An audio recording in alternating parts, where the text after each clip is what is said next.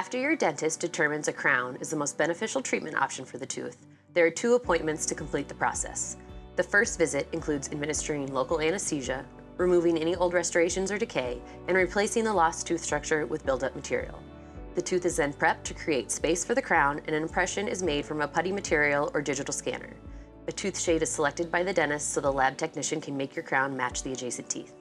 A provisional crown is made from a resin material and cemented with a temporary cement to allow easy removal at the crown delivery appointment. At the second appointment, anesthesia is determined by patient's comfort level, and the provisional crown is removed and the definitive crown is placed to evaluate fit, bite, margins, and aesthetics.